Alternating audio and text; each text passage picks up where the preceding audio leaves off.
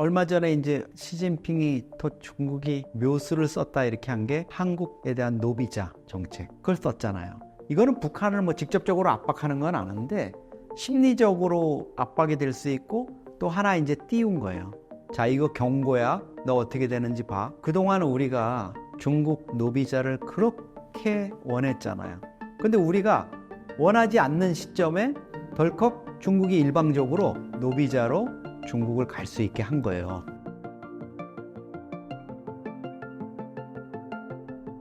북한이 러시아를 지원하고 있는 상황에서 중국은 어떤 역할을 해야 한다고 보시나요? 시진핑 주석, 김정은에게는 이제 찐핑 형님이 되겠죠. 뿌찐 형님이 있고 찐핑 형님이 있는데 시진핑이 아마 요즘 이렇게 생각할 거예요. 요것 봐라. 그런 느낌일 거예요. 김정은한테. 야, 너 좀 많이 까분다 요즘. 너 북중 관계가 어떤 관계고 그동안 너희들 그 고난의 행군이고 이럴 때 굶어 죽어가고 다 죽어가는 거 우리가 살려놨는데 너가 이럴 수가 있어? 뭐 최고의 혈맹 관계가 러시아라고? 이런 식으로 아마 볼 거예요. 북중 전통 관계. 그러니까 산과 물이 있다은 뭐 이런 관계. 특히나 이제 북한, 중국을 혈맹이라 그러는 건 6.25 때 우리가 유엔군 반격을 해가지고 북한이 다 패전의 기색이 역력할 때 중국이 이제 소위 말하는 인민지원군이라는 형태로 인해 전술로 해가지고 북한을 구해줬잖아요. 그런 그 중국의 입장에서는 북한이라는 건 거의 자기네들이 살려놓은 이런 정권인 거예요.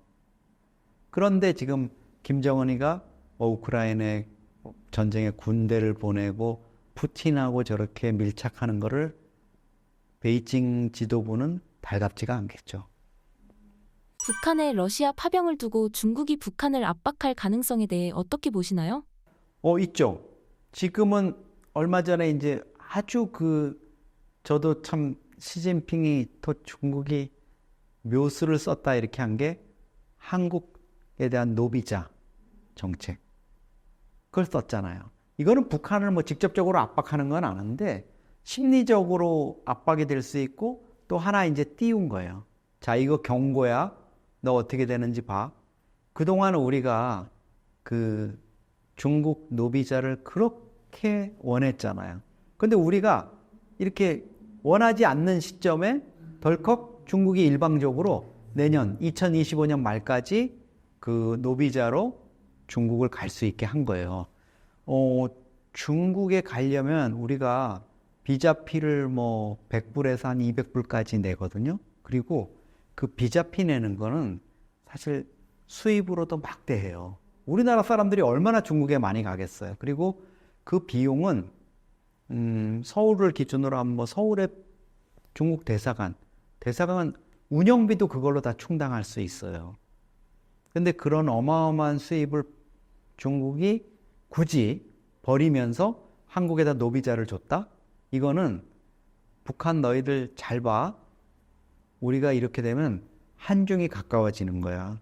그리고 너를 버릴 수 있어 이렇게 하는데 아마 시진핑 입장에서는 말씀하신 대로 직접적인 압박책, 그러니까 그동안의 김정은의 오만방자함을 이렇게 좀 혼내줄 수 있는 뭔가 아마 조치를 조만간에 내놓을 것 같아요.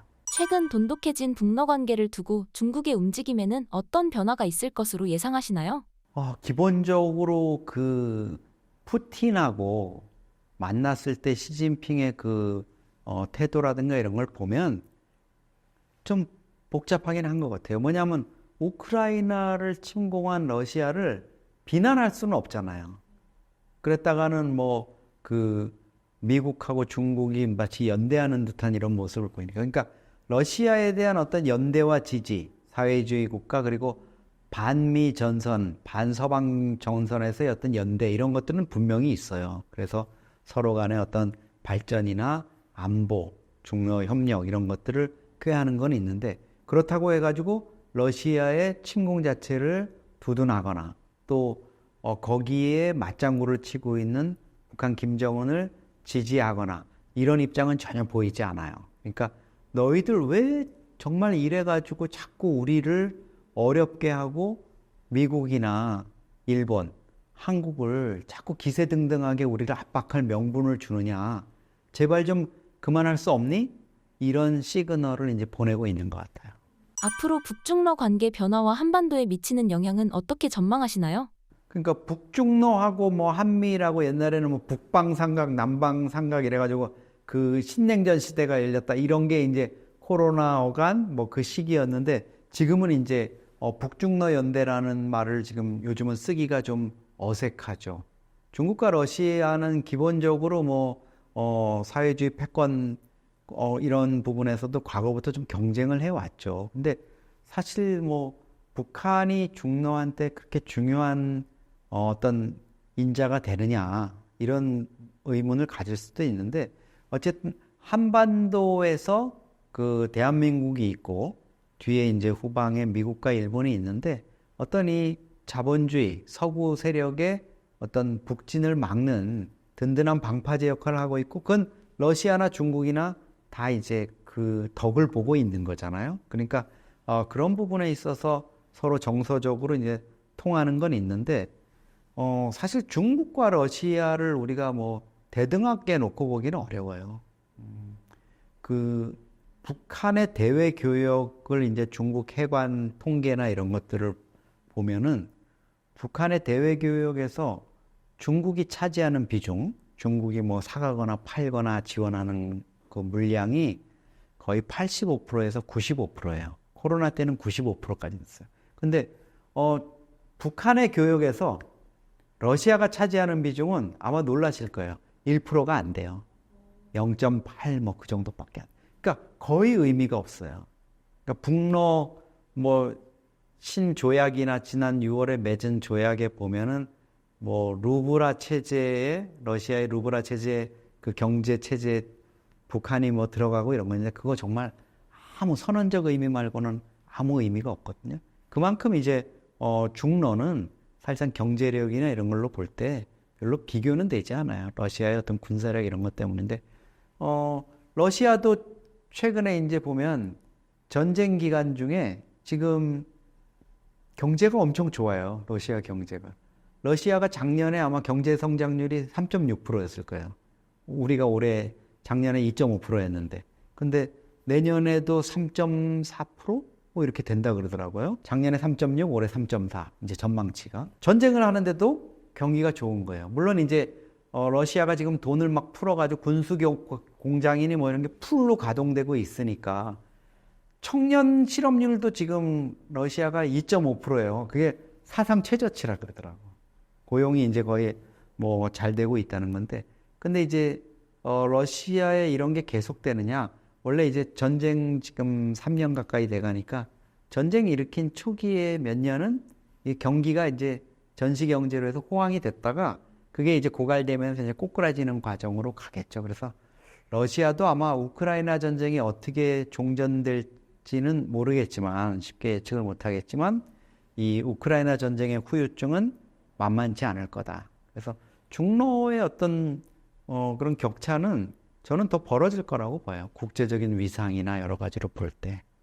러시아의 전쟁이 끝나면 북러 관계가 지금과 같지 않을 거라고 예측되는데 어떻게 생각하시나요? 그러니까 이제 전쟁이 끝나는 상황이 된다. 푸틴이 뭐 내년 1월 20일 날 집권해서 전쟁을 끝낸다거나 이렇게 될 경우에 김정은이 닥쳤던 개가 될 수 있다. 이런 관측도 있어요. 그러니까 뭐냐면은 지금 이제 한창 훈련시켜가지고 막 전선에 투입했는데 전쟁이 끝난다. 이렇게 되면 푸틴 입장에서는 김정은한테 이제 더 아쉬울 게 없는. 그래서 뭐 여러 가지 반대급부로 주기로 했던 이런 것들도 조금 덜 주고 좀 아까워하고 이런 상황이 될 수 있는데 어떻게 보면 또 다른 측면에서 보면 김정은 입장에서 전쟁이 일찍 끝나더라도 그렇게 손해는 아닌. 왜냐하면 자기는 그 충분히 용의를 보여주고 푸틴으로부터 환심을 살 수 있는 이런 것들을 했고 또 명분이 있잖아요. 우린 다 보냈다. 그리고 김정은 입장에서는 또 병사들이 미처 이제 본격적으로 투입돼가지고 사상자가 나기 전에 전쟁이 종전되면 또 뭐 괜찮은 거죠. 그것도 뭐 별로 싸우지 않고 어쨌든 참전했다는 이런 명분을 얻을 수가 있으니까 그런 점에 있어서는 전쟁 조기 종전을 꼭 김정은이가 뭐 완전히 폭망한다 이렇게만 보기는 어렵고 그건 그때 상황을 이제 좀 봐야 되겠죠. 러시아의 전쟁이 끝나면 북한은 북중 관계를 풀어야 할 것 같은데 어떻게 생각하시나요? 풀어야죠. 이거 없이는 러시아한테 뭘 의존해 가지고 먹고 산다? 그거는 불가능해요. 불가능해요. 뭐 러시아가 주는 밀 가지고 뭐 먹고 산다. 이거는 제가 보면 쉽지가 않아요. 그리고 아무리 그래도 혈맹 관계로, 그러니까 김일성 때부터 뭐 등소평이나 뭐 이런 쪽 해가지고 오랫동안 이렇게 대를 이어서 내려온 어떤 관계라고 자기네들은 얘기하잖아요. 선대 때부터. 그런 관계하고 지금 푸틴이 이끄는 이런 러시아하고의 이런 관계 이런 거는 좀 비교하기는 어려울 것 같아요. 하나는 좀 아주 녹익은 맛이 나는 이런 장맛이라면 이쪽은 뭐랄까 마트에서 그냥 갓 사온 뭐 이런 거 언제든지 변하거나 푸틴의 말 한마디에 따라서 푸틴의 기분에 따라서 바뀔 수 있는 이런 거기 때문에 시진핑 입장에서는 이럴 수 있죠. 집 나간 김정은이 뭐 언젠가는 지발로 찾아와서 형님 뭐 제가 좀 어리석었습니다. 다시 한번 걷어주십시오. 뭐 이렇게 할 시간이 올 거라고 보겠죠. 북중 관계가 잘 회복될 수 있을까요? 결국은 또 사실은 시진핑 입장에서는 북한을 품어주지 않을 수 없는 그런 상황이 이제 되는 거죠.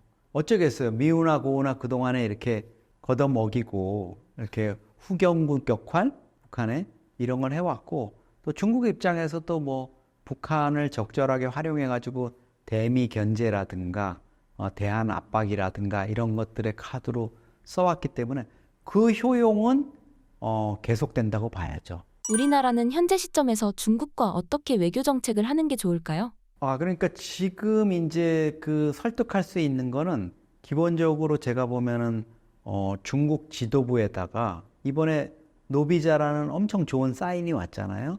이 기회를 이제 잘 살려서 지금 그 북한을 이대로 그냥 놔뒀다가는 정말 이 한반도 정세라든가 이런 것들을 걷잡을 수 없게 된다. 그리고 러시아의 영향력이 계속 이제 북한 지역에 뻗치게 될 경우에 중국이나 한국 모두 공동의 손해일 수 있다. 이런 점을 이제 인식시키는 게 중요할 것 같아요. 지금 이번에 북한이 어쨌든 러시아의 군사 지원을 위해 가지고 참전을 했잖아요. 그럼 이건 뭐냐 하면 러시아가 나중에 북한에 어떤 상황이 생길 때 참전을 할 수 있는 전투병을 보낼 수 있는 명분이 되는 거예요. 이번에는 러시아의 요청에 의해 가지고 북한이 전투병을 보내는 게 됐지만 나중에는 러시아의 요구에 의해서 북한의 상황, 별로 심각하지 않은 상황인데도 러시아가 들어올 수 있는 그런 길을 열어준 거잖아요. 그 조약이라는 게 상호조약이니까. 그러면 이제 러시아의 뭐 블라디보스토크 함대, 동해 함대의 전함이나 이런 것들이 북한의 청진항이나 나진항, 나선항에 주둔을 한다? 러시아군이 주둔한다? 이렇게 될 수가 있는 거죠. 그런 상황을 중국 너희가 지켜볼래? 아니면 지금 우리랑 같이 해가지고 뭔가 좀 이거를 막을 수 있는 방법을 해볼래? 이렇게 제안을 할 수 있을 거고, 저는 지금 시점에서 우리 정부가 정말 전략적으로 하나 좀 했으면 좋겠는 게 탈북민 문제예요. 지금 중국 내에 탈북민들이 많이 뭐 잡혀 있는 사람들도 있고 탈출을 했는데 한국에 들어오지 못하고 거기에서 특히 젊은 여성들이 뭐 중국인 남자들하고 이렇게 돼서 좀 아주 열악한 상황에서 지금 숨어서 이렇게 신분이 합법적이지가 않으니까 그렇게 있는데 이렇게 체포하거나 또 거기에 있는 사람들이 한국으로 올 수 있게 중국이 좀 길을 열어주는, 그거는 뭐냐면 이제 중국 입장에서 김정은한테 보내는 경고예요. 너 탈북민 그동안에는 우리가 다 잡아서 북한으로 송환했는데 봐, 이제 너 이렇게 하면은 우리가 탈북민들을 한국으로도 보낼 수 있다. 이런 부분을 지금 이런 시점에 한번 중국 정부하고 뭐 물밑 협상을 통해서나 이렇게 해가지고 한국 정착이 이루어질 수 있게 한번 해보는 것도 좋은 방안일 것 같아요. 신사임당 구독자분들께 해주고 싶으신 말씀이 있나요? 네, 지금 한반도 정세가 너무 어지럽습니다. 뭐 3차 대전이 일어난다, 전쟁이 일어난다, 이런 얘기가 있는데, 사실 뭐 북한이 어떤 휴전선 일대에서 도발을 하거나 이런 상황을 하려면 지금 우크라이나 쪽으로 이렇게 전력을 빼거나 이러기는 좀 어려웠겠죠. 그러니까 한반도 상황은 여러 가지 불안 요소에도 불구하고 북한이 그렇게 어설프게 도발할 수 있는 상황은 아니다, 이런 느낌을 갖고 있고요. 그렇다고 뭐 우리가 북한의 그런 거에 대해서 대비를 게을리해서는 안 되겠죠.